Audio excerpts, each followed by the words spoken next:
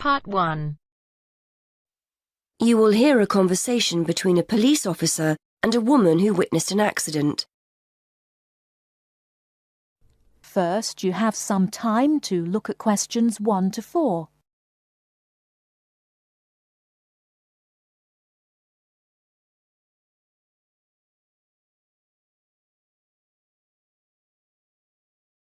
Now we shall begin.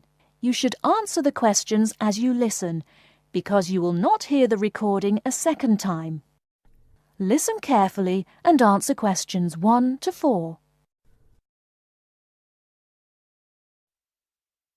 Hello, madam. I understand you witnessed the accident. Have you got a few minutes to tell me what you saw? Yes, no problem. I don't have to be back at work for a while, so I'm pleased to help. Did you actually see what happened? Yes, I was standing over there, near the bus stop. I was on my way to get something for lunch and just happened to be looking at a shop across the road.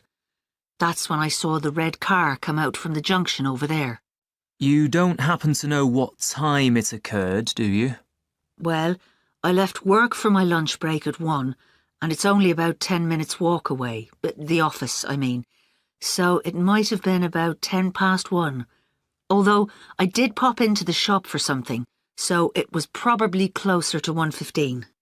So it pulled out of Monk's Road, that's the road over there, straight onto High Street. That's right, yes. Did you get a view of who was in the car? There were 3 of them. 2 in the front, the driver of course, someone in the passenger seat, and there was someone in the back. They were quite young. I doubt if they were much older than 20. Anyway, they came speeding out of the side road over there and hit that lady's bicycle. The driver didn't bother to stop to find out if she was okay. He just drove off along the main road towards the town centre. Is the woman okay? She should be fine. She banged her head when she came off the bike, so we've called for an ambulance. They always like to check you out in case you have concussion. But no, she seems fine. Before you hear the rest of the conversation, you have some time to look at questions 5 to 10.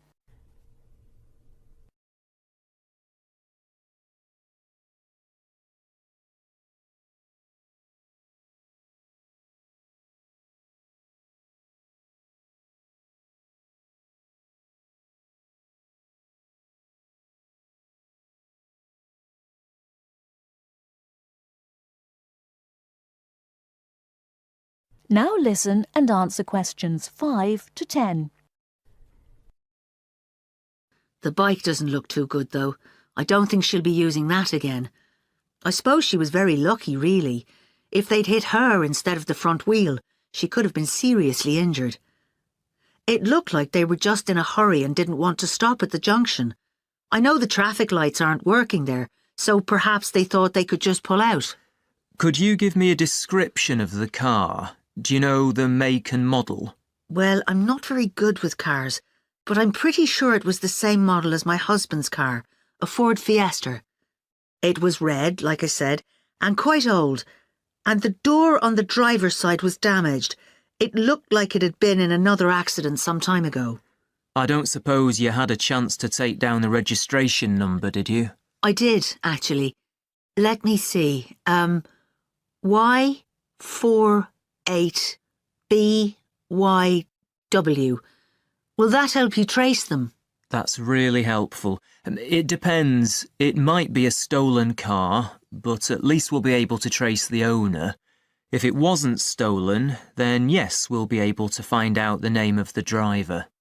Now, would you mind giving me your contact details, just in case we need to get in touch about anything? Of course. What's your name? Mrs. Stansfield. Rita Stansfield. That's Stansfield.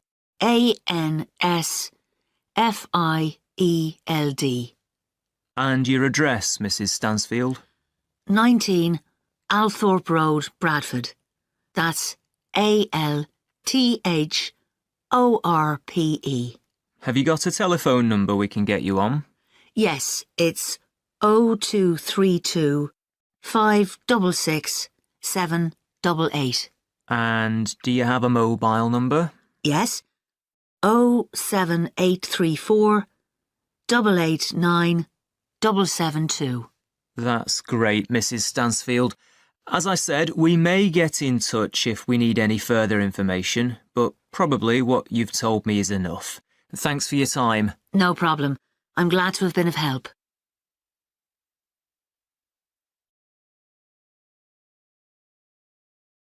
That is the end of part 1.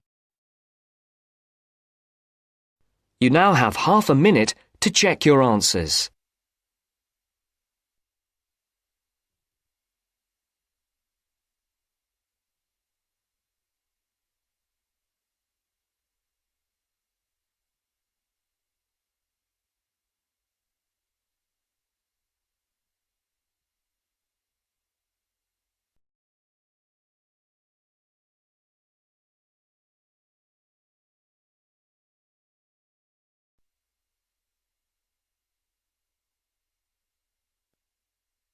Now turns to part 2. Part 2. You will hear a recorded message giving information about an animal park. First, you will have some time to look at questions 11 to 15.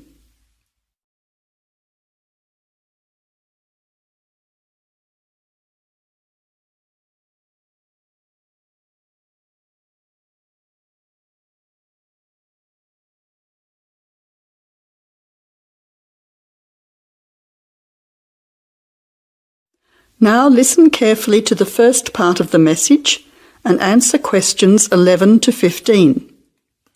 Welcome to the Australian Wildlife Park Information Line. The Australian Wildlife Park is very proudly owned and operated by an Australian family, John and Amanda Brooks, who operate the Australian Wildlife Park with their children, David and Sandra. The family doesn't receive any government assistance. It's solely funded by tourists visiting the park. Thank you for your support and assistance. When the Brooks family purchased the Australian Wildlife Park in 1987, the park housed a small collection of animals and birds on a modest 5-acre or 2-hectare property. A few years later, the park doubled in size when the family purchased the adjoining property. Also, the collection of animals started to boom. In May 2003, the family designed and built a new park in the public open space. Once again, more than doubling in size. The park now features about 200 species with more than 2,000 head of animals, birds and reptiles. Regarding the entry fee, adults pay $23, children aged 3 to 14 pay $10, aged pensioners are $17 and students are $16. One of the great things about the Australian Wildlife Park is that all of the attractions are included in the entry fee. No extra money is needed around the park, so make the most of your experience. All shows, talks, photo opportunities and animal food are included in your entry fee.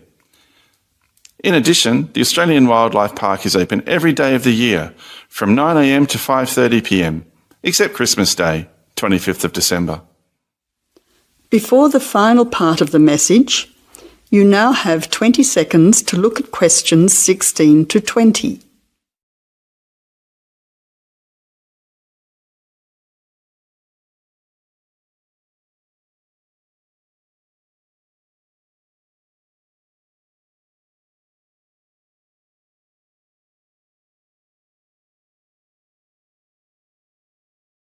Now answer questions 16 to 20. Several attractions are available to visitors to the Australian Wildlife Park. Firstly, you can meet the koalas between 10 a.m. and 4:30 p.m. Here, people can view the koala colony in a natural environment. Another attraction is to feed the kangaroos between 9 a.m. and 5:30 p.m. Visitors can take a walk through the kangaroo enclosure, viewing them in a natural environment. Kangaroo food is provided and the kangaroos are very friendly. Also enjoyable are the wombats. At 11 a.m, 2 p.m. and 3:45 p.m, there are interactive shows where the team is delighted to introduce you to these popular animals. Other attractions that may interest you are an interactive farmyard, suitable for children of all ages. Animal food is provided and the animals are very friendly. In addition, the working farm is where the country comes to town. Visitors can milk a cow, bottle feed a lamb, watch farm dogs gathering the sheep. All the excitement of a real Australian farm. When they ask for volunteers, be sure to put your hand up. Everyone can get involved. We at the Australian Wildlife Park hope all our visitors have an enjoyable time. See you soon! That is the end of part 2. You now have half a minute to check your answers.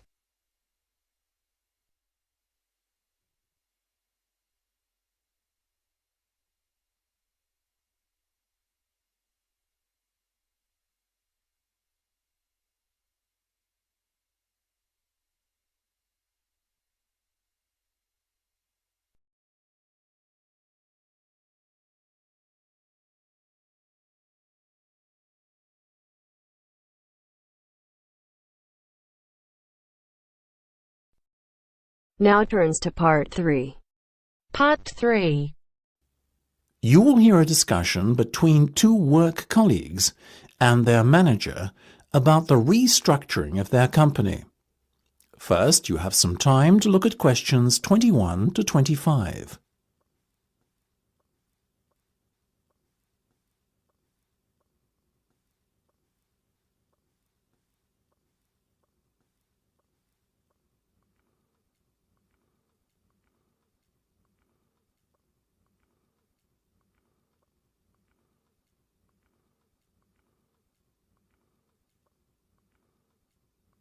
Now listen carefully and answer questions 21 to 25. Come in, both of you. I believe you wanted to talk to me about something, is that right? Yes. Basically, all the staff are concerned about what the restructuring of the company is going to mean for them. None more so than myself and Nam, as we are the newest members. As I said to all staff at the meeting last week, there's no cause for concern. There will be no compulsory redundancies. All redundancies will be on a voluntary basis. Yes, we understand that, but to tell the truth, we just want a little reassurance that our jobs are safe. Look, Anne and Penny, the company isn't going to be short-sighted and let its bright young minds go.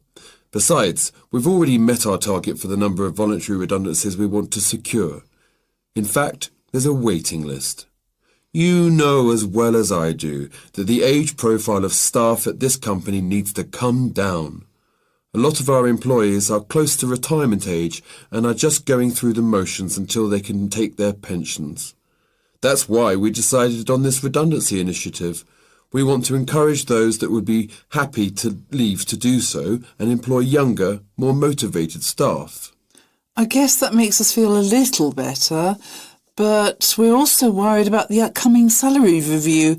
What will it mean for us? Given the fact that the company's motivation for this restructuring initiative is not to cut costs, you needn't be worried that there will be a negative effect on your salaries. We are running a very profitable business and we will reward our top performers in the upcoming review. Both of you fall into that category, so you can expect a healthy bonus and salary increase. Simple as that. That's good to know. Another thing on our minds was the fact that with all these voluntary redundancies happening in the next few months, there will be a lot of positions opening up higher in the company. What we were wondering is, will the recruitment drive be an internal or an external one? Obviously, we will recruit internally where possible. That has always been company policy. So, if you're asking me will there be opportunities to gain a promotion in the near future, then the answer is very definitely yes. The type of candidate we would be looking for has a proven track record and is performance-driven. How can we improve our chances of getting promoted then, when the opportunity arises? Well, in the meantime, be prepared to take on additional responsibilities, especially those relating to the management of other members of staff. Obviously, the higher up you go in the company, the more involved you'll be in managing people. What the management team is looking for then is proof that you can work effectively with and manage other members of staff. Before you hear the rest of the discussion, you have some time to look at questions 26 to 30.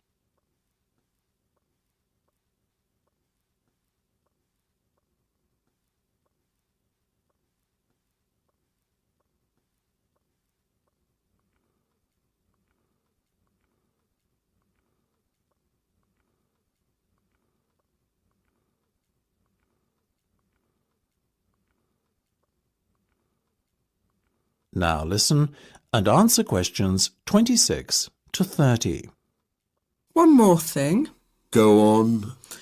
This project you've given us to manage, is it a test of our abilities? I guess you could say it is a test of sorts, but look at it more as a chance for you to prove yourselves. Actually, now that I have you both here in private, can we talk about that a bit? Of course. OK, Penny, let's start with you. Has the timescale been agreed yet? Yes. You said we have a total of 8 weeks to bring the product to launch. So we've decided to allocate 3 weeks at the beginning to product research and prototype testing. Very good. Then after that, we are going to spend a further 3 weeks formulating our marketing strategy and doing some research and testing on a sample of the target market itself to get some feedback. And presumably the last 2 weeks will be devoted to the launch? Exactly. Now, let's talk estimated costs. Well, you've given us a total budget of £100,000. Of that, we're allocating 50% to product development and testing, a further 25% to marketing, and £25,000 will be spent on the launch. Penny, give me a breakdown of the launch costs, would you? Sure. £10,000 will be spent on hiring and decorating the venue, £10,000 will be spent on promotional work, and the remaining money will be used to pay for catering and administrative costs. I'm very happy with that, to be honest. As I said, you guys should stop worrying. You're doing a fantastic job, so keep it up.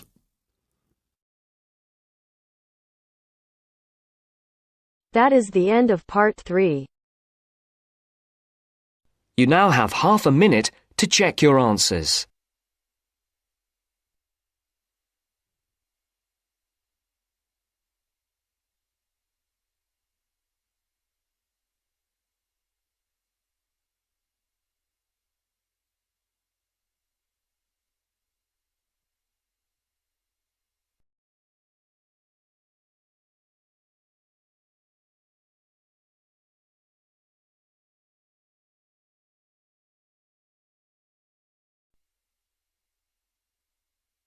Now turns to part 4. Part 4. You will hear a lecturer talking about the solar eclipse in history. First, you have some time to look at questions 31 to 36.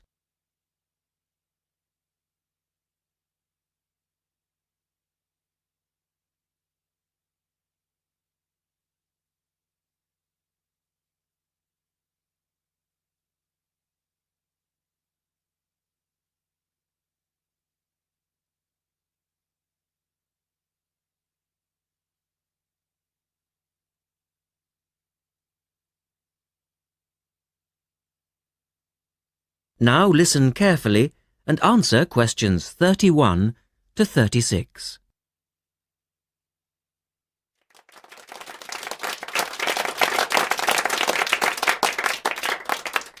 Good evening and welcome to this month's Observatory Club lecture. I'm Donald Mackey and I'm here to talk to you about the solar eclipse in history. 1,000 years ago, a total eclipse of the sun was a terrifying religious experience.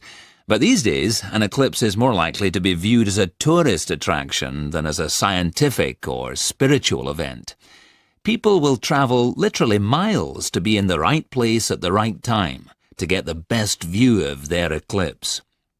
Well, what exactly causes a solar eclipse when the world goes dark for a few minutes in the middle of the day?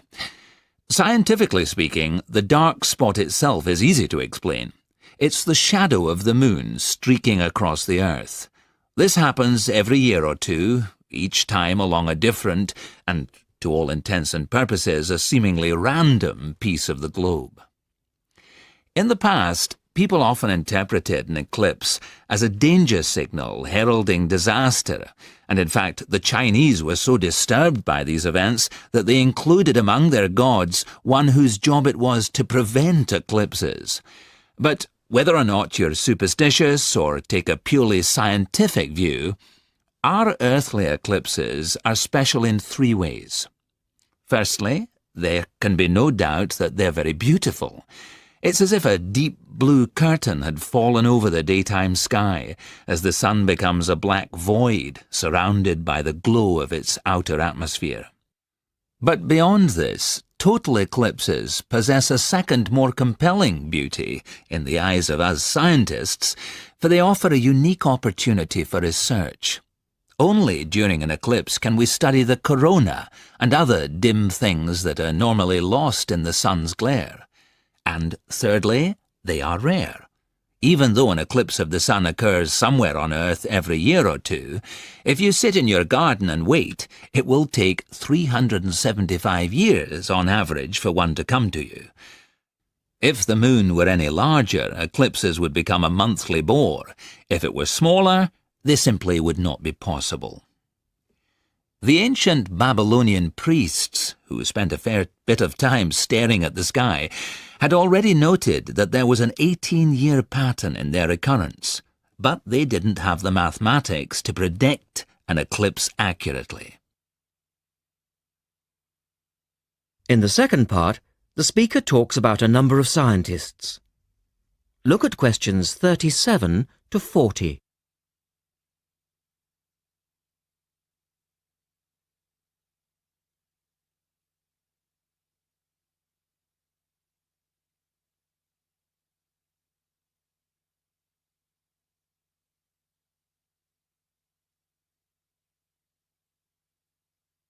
Now listen carefully and complete the table.